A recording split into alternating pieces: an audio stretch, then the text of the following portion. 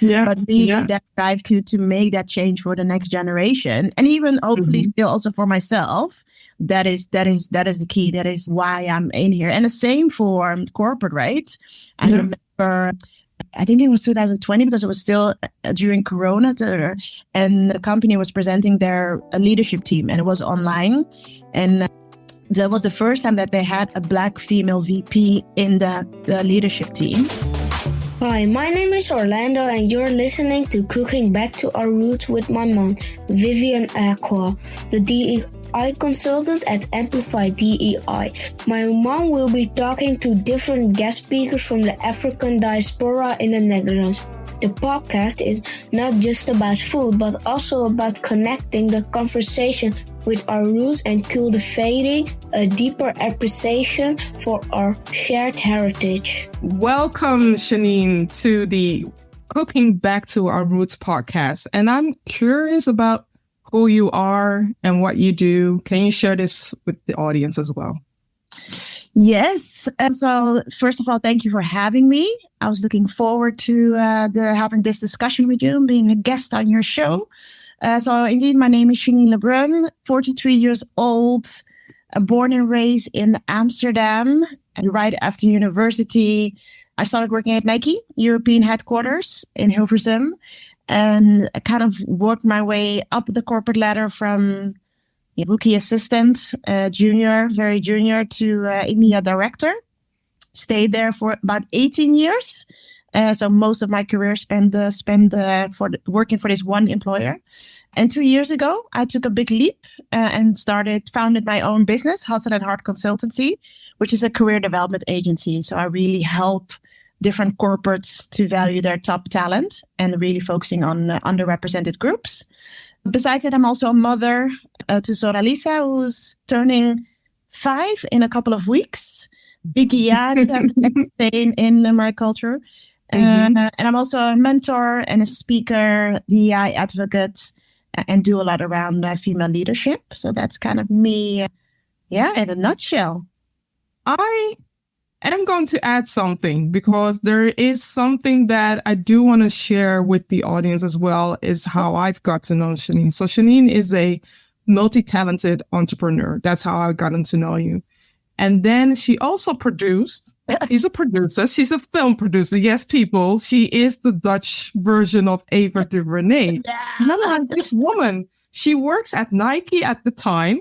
She's also doing her own business and she's a producer. It seems like we, in some kind of ways, look alike, but we don't look alike. But I really wanted to share this aspect of you because I admire that of you. You're not checking the box to say, okay, this is my job. No, you're doing things that you love on top of what you were doing at Nike. And then eventually you decided to walk away from that and start from your own and doing so many other things. I do want to give you your props, give you your flowers for that, because I see what you do. Maybe I don't give you the flowers all the time, but I just want to acknowledge what you do. And there is so much more to you than what you just shared right now. So I had to add some value to that as well.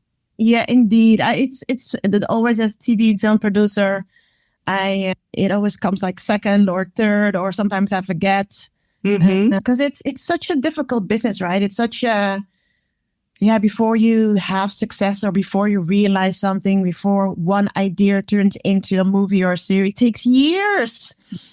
Sometimes you cannot say, oh, this is what I created or this is what I did. And I did indeed had an idea many years ago, which was realized as a feature film.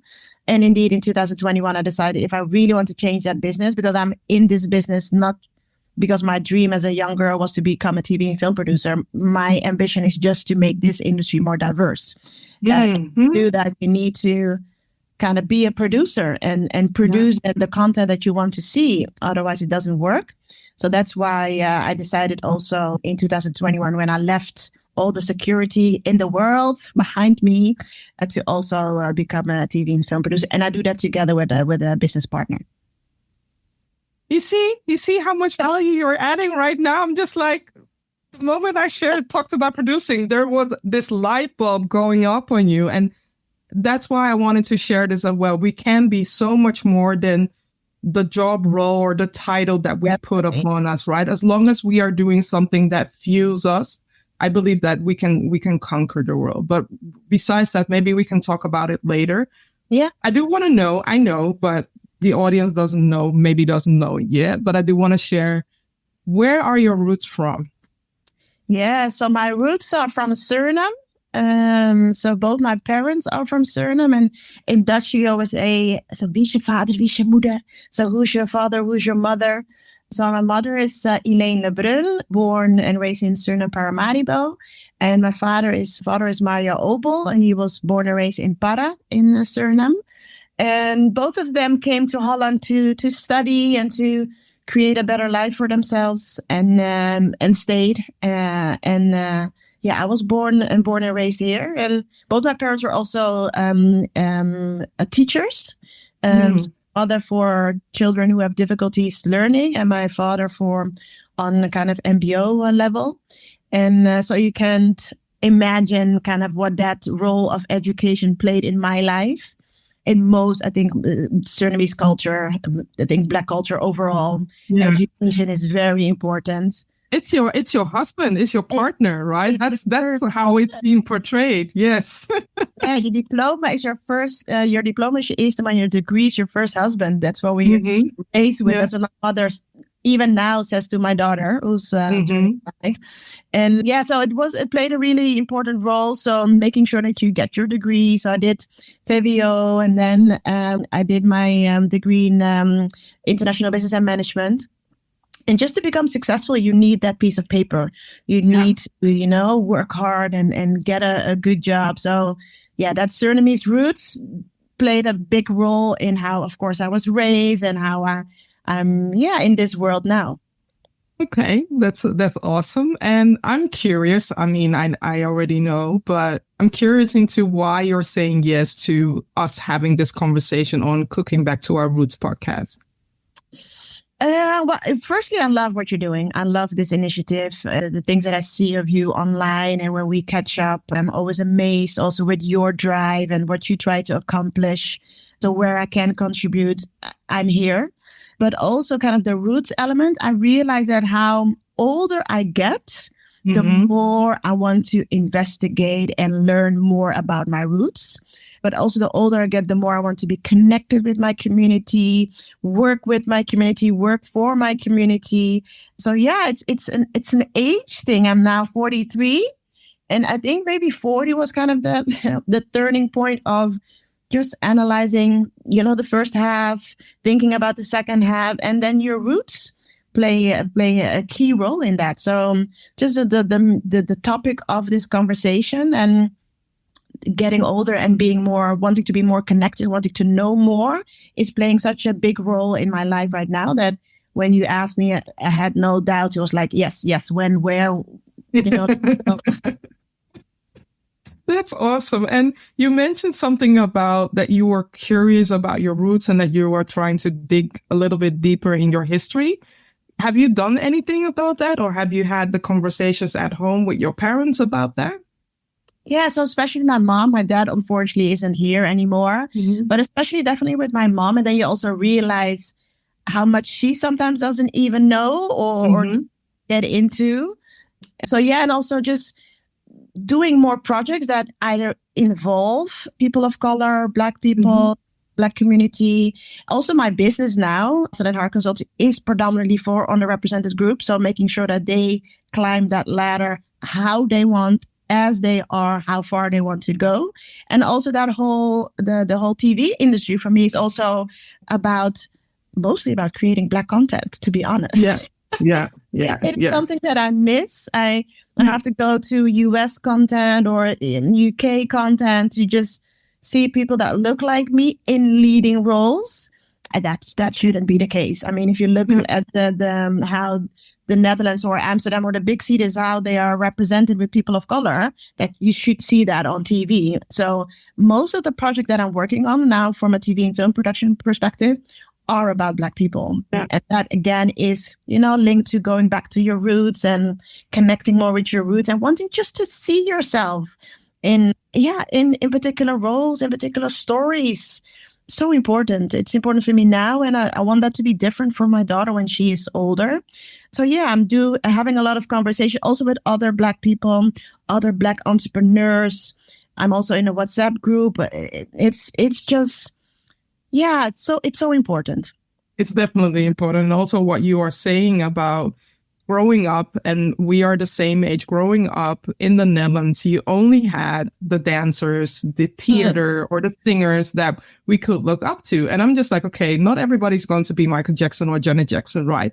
Not everybody's going to become an Oprah. So what else is there visible? And also in the workplace, in the corporate space, most of the time I was the only one, either the Black person or the only Black woman. And it makes it hard upon us, right? So having a generation, now that the generation is having more content where they can see themselves, they can reflect themselves, right? We both have kids. We both have biracial kids where they can also identify themselves in other people that look like them. How big is this for you to be able to work on content like this?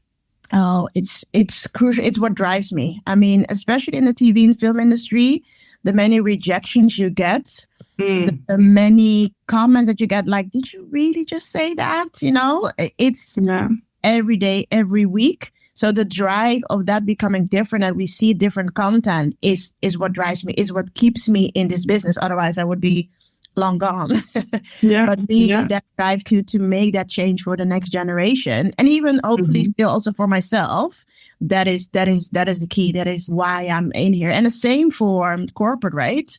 I remember, I think it was 2020, because it was still during Corona, and the company was presenting their leadership team, and it was online, and that was the first time that they had a Black female VP in the leadership team. And I saw her and I was like so proud. I was so emotional. There's so many feelings and emotions came up just by seeing a woman in the leadership team. And we're like 2020.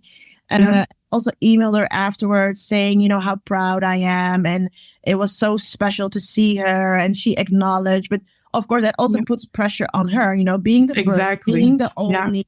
So she also responded with, oh, yeah, I'm going to make you proud and everybody. But that's also such a heavy pressure to have. So on the one hand, you know, she's, of course, happy. But on the other hand, that comes with loads of responsibility, which is also unfair to have on your shoulders. But it was such a special moment. And I don't want kind of such a big moment to be just so rare, right? We want more leaders with different backgrounds in leadership roles. So that's my whole drive. That's why I took the leap, because leaving such a good company, an amazing brand, amazing people work there, great job opportunities, to leave that behind. My mother, of course, Surinamese roots, so she was like, What are you going to do? Repeat that? I recognize that because sometimes when in the Black communities, right, there are certain job securities that they have. So either you work something with law or become an advocate, or you do something in nursing or caring, right? You do that.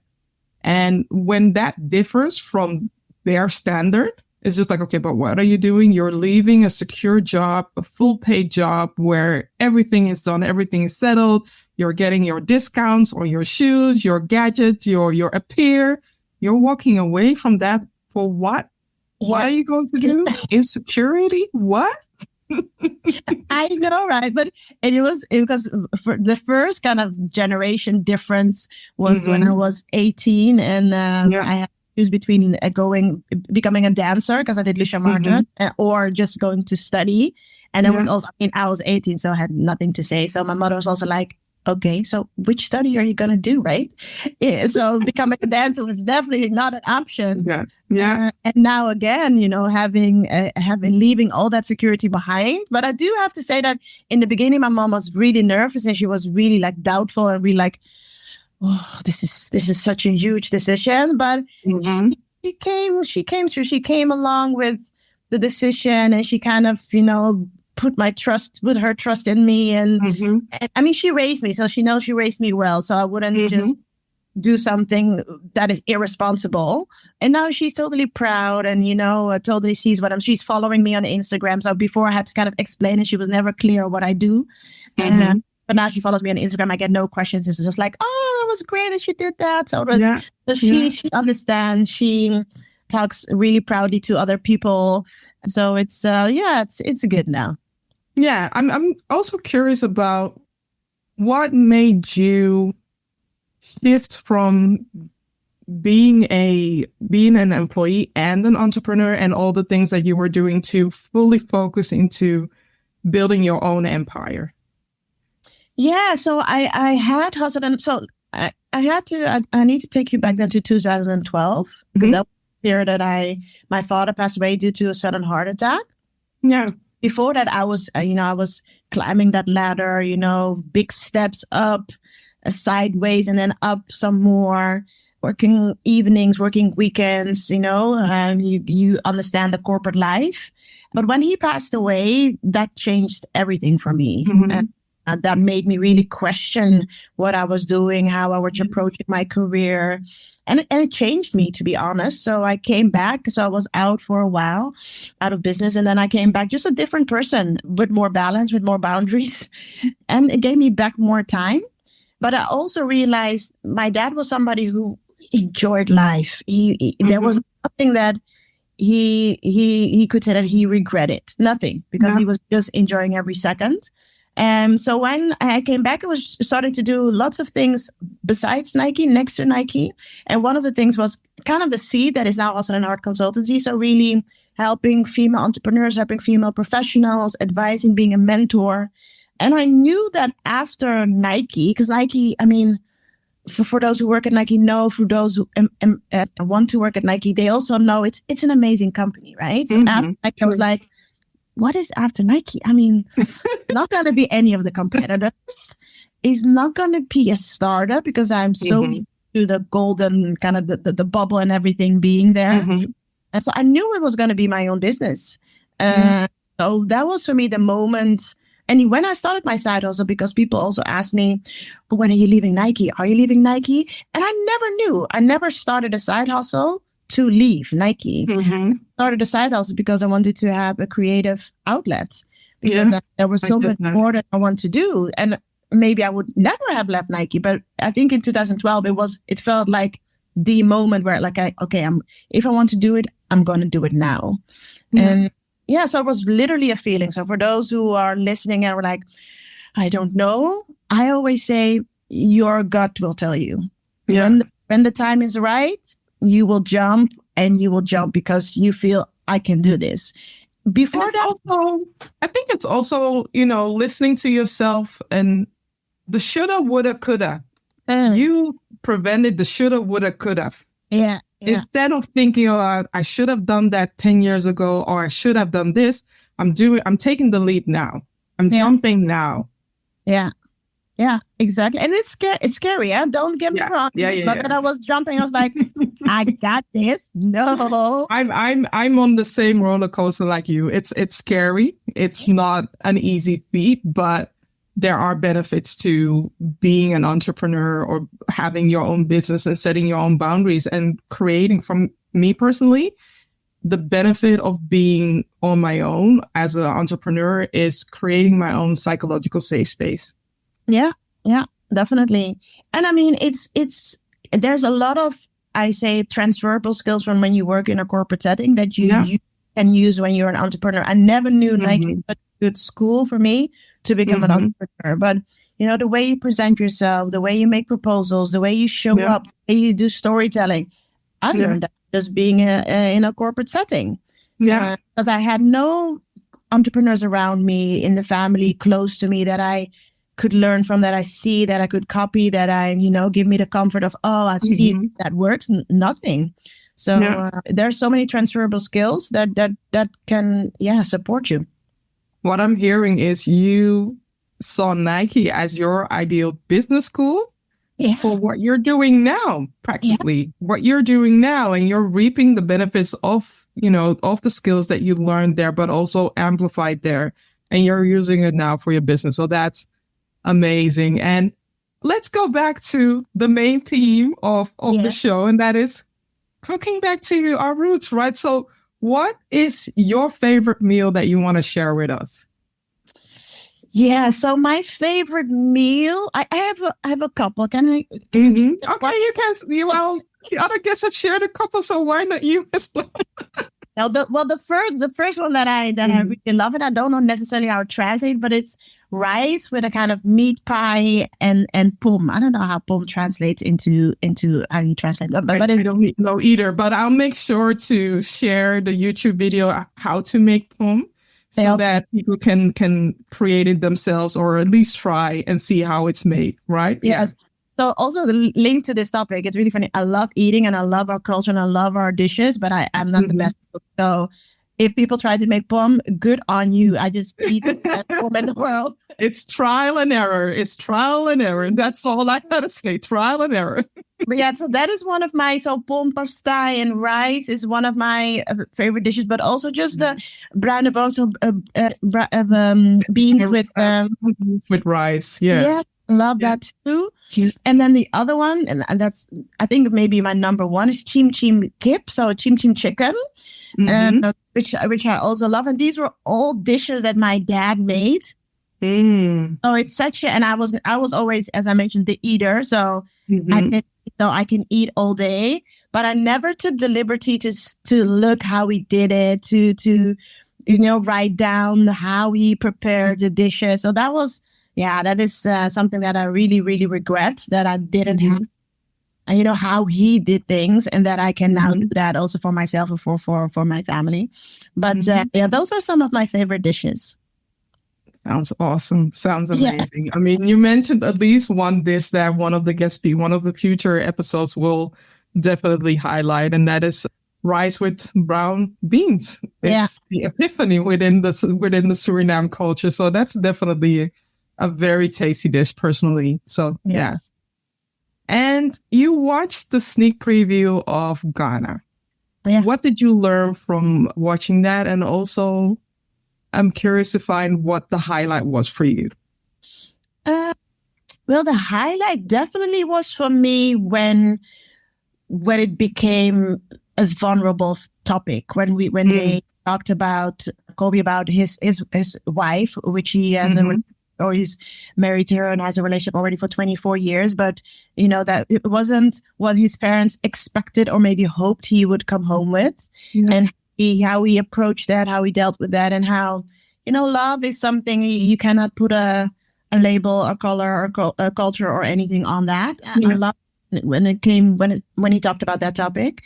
But also when she mentioned about, not being straight and how that conflicts with her culture, and which is still a thing, and also just discussing that in the session, which was also already something huge. So get to those vulnerable topics where we have generation clashes, maybe we have culture clashes, and being bicultural and raised with two cultures and all the things that come up and are related to that. I really love that. But then also, I think also what I've learned and what I've also listened to the guests is kind of having the balance between, staying true to your culture and how you're raised. But then you are also often raised here, right? In the Netherlands, which is different. So how do you balance that? How do you make the two work? When do you say something that is maybe a little bit more Dutch versus Surinamese, and how do you keep that respect? But still are true to yourself, and you are, and I am just raised with two cultures. There are sometimes difference, there's sometimes challenges, there's sometimes different perceptions or disagreements, but how do you still remain respectful? That is what came through also when it became a little bit more vulnerable. Yeah. And it's still a challenge, right? Because I don't know how it is for you, but I can definitely share for the way that we are raising Orlando right now. I mean, certain things that the way that I was raised, I'm not going to bring back, right? Sometimes the harshness of correcting kids. It's something that I I understand it from their perspective, from my parents' perspective, but I don't understand it from my perspective anymore that it works for my child. There are other ways to correct them and to support them as well, which is a challenge because sometimes it seems very easy to default back to how it was, but also it's better to change the narrative, change the system in a different way, as in different parenting style. Yeah. No, definitely. It is definitely. There's also some things that I, I am doing differently than my mother did, and also is what one of the differences is also the how you show love, how you show that you love somebody. Our parents were always from the doing. You see that I love you because I do this and this and this. Yeah. And I realize now my generation, but also my daughter, that they want to feel it. They want to kind of feel the arms. They want to hear it. They want to, So I'm making a conscious effort to really do that more. So it's, staying true because you are raised, right? So the things that how you're raised is not something that you can just change or, so it's still very much part of you. So it's that transition and seeing what that next generation needs. And listening to that. Yeah, definitely. And you mentioned that you were born and raised here. If your child or I, in this case, let me put it on myself. If I were to ask you, how do you look upon your past? What would you say? I'm very happy with how everything went in my life. I think now, as I'm, an adult person, I can say, it happened for a reason. And I think that, the moments that maybe had a big impact on my life. The first big impact was, I think, when I lost my grandmother. So I was beginning 20s. And that was just my first loss of somebody really close to me. So my grandmother also used to live with us. We were always together. So that loss was just, as a young adult, how do you deal with that? The first big loss. And then I think also climbing the corporate ladder. There's lots of things that I learned from. I think especially when the higher up you get. And of course, I was raised with just work twice as hard, just really work hard. That will open a door, just make sure that you fit in and that's just not what suits you in corporate life, in the corporate environment. It's about the networking. It's about, who you know and who is your sponsor. And that person opens a door for you. And so there's a couple of things during my career in which I realized, that working hard just gets me till here. But I need to do other things to get me to the next level.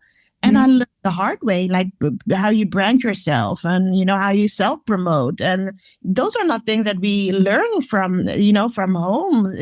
We learn the opposite, just dim your light. Just, you've been offered a seat at the table. Just go and sit, why are you maybe building your own table or thinking about, building? Yeah. It's just different. So that has a big impact on my life. And then losing my dad had also in my life more on, maybe before that I was just living life or life lived me. And as soon as I lost him, you also realize, our life isn't a gift. And you know that in the back of your head, it's not for always. But as soon as you lose a parent, then you're like, life isn't, they're not always with you. And you should cherish them and love them and spend time with them while they're here. There's not, when I'm done with my work. No, when I make this next career move. No. That doesn't work. So that was also life-changing to me. And I think maybe last also becoming a mother. Yeah. So a moment of just, there's more to life than just me now. It's a little one where you have lots of responsibility for. Yeah, but I think in general, I'm very happy with how life is treating me. And even with the obstacles and the rejections and the difficult times, You have your tribe around you. You have your family around you.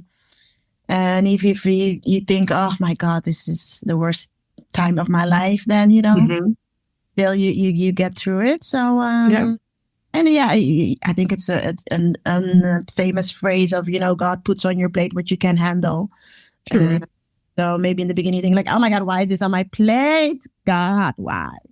But then you yeah.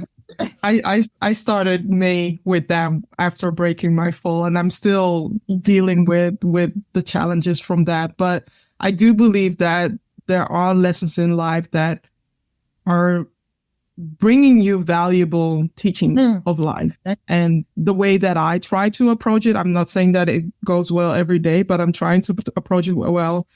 Now that I'm dealing with a temporary disability, how can I make the most of it? Right? How can I show up and think about all the barriers that people are facing? And now that I'm seeing that, I'm baffled, I'm advocating for that, for more inclusion. And there's so much more that I can do, which I'm willing to do. But it's true to what you say, that sometimes there are reasons why curveballs come your way. Yeah, exactly. Yeah. So what would you like people to take with them in the present? Yeah. I mean, it's always so corny, but I do think, believing in yourself, trusting in the process, believing in kind of your self-worth, and maybe also the power of community. I think especially in the community, sometimes I feel that we're still a little bit divided, or not all. We are, not a little bit. We are divided. No, not a little bit. We are divided. I mean, we are divided. It comes from the way that, if you look, and I'm talking about the Black community, if you see how we were separated from the past, and even though for me, the fact that I'm having all these different conversations with people from different nationalities, right? I was raised in a way that I should only dibble dabble in my Ghanaian community. And I'm a person who's rather like curious about the different communities, because we have so much more in common, and there's so much more to life than only staying put in your own community. Yeah. So I think definitely take into the present more the power of doing things together in general. Especially to the Black community, just the power of just imagine, us coming together on particular topics, on capital, or on entrepreneurship, or on career, doesn't matter, but just the power in that is huge. So I would love people to focus more on that when they start something, or when they want to change, or want, there's so much power in just doing things together. And what and that is also something for not necessarily only the Black community, but just people of color, also maybe in general, is just kind of the self-promotion and the taking the stage and stepping into the light. You mean the personal branding, as in claiming your stage, claiming your mic, right? Yes, hold on to it. And so many kick-ass people, just women of color, people of color, Black women who are doing so amazing things, and nobody knows about it. And then I hear their story, and I was like, so why aren't you sharing this? And I'm like, but what do I say? And are people wait? And I'm like, go and please share it. And it's also the humbleness that when I'm sharing things from my perspective, as in Ghanaian people are very humble, right? And it's more like we are more invisible than visible. Only I'm one of the few exceptions of that rule, where I do believe that it's okay to share you have won this. It's okay to share that you have achieved something very huge, so that more people can cheer you on, but also more people can see what is possible. Yeah. And I think it's about those more people, right? It's about education. The whole self-promotion and self-branding is not necessarily for you. It's for somebody else that sees it and thinks, okay. And I was wondering, because it's funny that just not that long ago I was on the cover of a really important media magazine. Mm-hmm. And because I'm thinking about it because we're talking about this topic of self-promotion, and it felt weird, right? Because I'm definitely not the biggest producer out there. I haven't done like a huge thing, and this was offered to me by the magazine to be on the cover, and I doubted, right? Because I was like, what are you cover? Are you putting me on the cover because I'm a Black woman? And you know that crossed which is a valid question. Are they tokening you? Or are they really promoting you because they believe in your success and what you're doing? Yeah. Yeah. And I didn't ask it, and I doubted. I was like, do I do this? And eventually I did, because it's a huge magazine, huge audience that they reach. And I did it literally not to self-promote for myself, but literally for anybody who sees this and thinks, cool, then I can also enter this world. Or cool. Yeah. He does it. Okay, let me give writing a try. Literally for the group. That's it. That's why I'm on the cover, because it feels totally awkward to be on that cover. There are so many big producers in that magazine. I'm definitely not the one. You deserve to be there. Didn't you hear that I called you and I see you as the Dutch version of Ava DuVernay? So Ava started small as well, and look at where she is, right? It doesn't matter, because you're a few women of color who does movie and series production. Yeah, true. But yeah, but with the whole self-promotion, I always say, go and do it, because it's not for you. It's for other people doing it. Yeah. And it's not to show, oh, look what I've done. No, it's you're doing it so that somebody else thinks, God damn it, I can then do that too. Yeah. So that's the whole reason. And that's what I hope will take into the present. More self-promotion, more self-promotion. Yes. I love that. And this is a question that I would ask on behalf of your daughter. And that is, what is the message for the future that you want to share to mitigate any challenges that we are dealing with now, so that she won't deal with that in the future? Maybe a couple of things. So one, always respect each other. I think whatever you do in whatever situation between one other person, between family, what doesn't really matter, but definitely respect each other. And what I also mentioned before, embrace the power of community. I think with an open mind, we can definitely mitigate any challenge. And maybe also realizing that there's no one way in things. There's just not one solution, not one best way of doing it. There's so many ways to accomplish things. And if you have that in the back of your mind with an open mind, I think respect, open minds, embrace the power of community, and realizing that there's just not one way. Yeah. I'm curious about why you're sharing the last part of there are more ways to reach Rome or to reach Paris. Why is it important for you to mention this or to highlight this? Yeah, I think it also goes back to my upbringing and also what we talked about on the sometimes the generational differences. Yeah. Because our parents are like, this is the way, this is how the thing.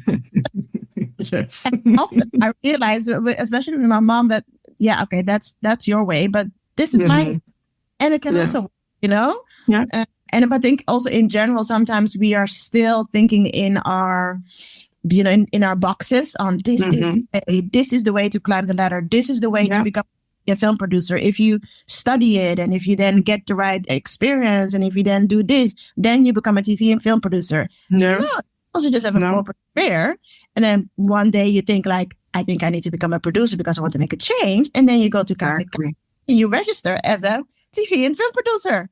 That's it. Is it that simple? Is it that simple? It's not, but in general, I mean, if you read high level, anything is possible. You mentioned at the beginning that I realized the feature film while still working at Nike. Hey, anything is possible. True. And it's also, I do believe that you don't have to study a certain a certain, you don't have to do a certain study to end up to become where you are at right now. And I totally believe in what you are saying, because it feels like you're talking about me. You're talking about the elements of how Cooking Back to Our Roots came to life, right? I don't have the knowledge and the expertise to produce this on my own, but I do know people that can support me, that can help me, and to bring my vision in life. And I see that happening with you, where you had a vision, where you collaborated with different people to bring that vision to life. Yeah. Yeah. So there's no one way to realize your dreams. You just have to have it, shout it out, and then go find your people to help you and stick with it, right? There will be many challenges, but stick with it. And again, you're not doing it for yourself. It's for that next generation. Yeah. Shenin, I love this conversation, and we could have gone for hours, but I just want the people to be so curious about you that they connect with you, follow you on the different platforms. And thank you for sharing your story and connected to Cooking Back to Our Roots. Yeah, thank you for having me. And I also enjoyed the conversation. And yeah, let's see who we can inspire with just talk between us. Yes, thank you. Thanks for listening to this episode of Cooking Back to Our Roots. I hope you enjoyed my mom's conversation with the guest speakers. If you love what you heard today, don't forget to share this episode with your friends and family. Until next time, bye!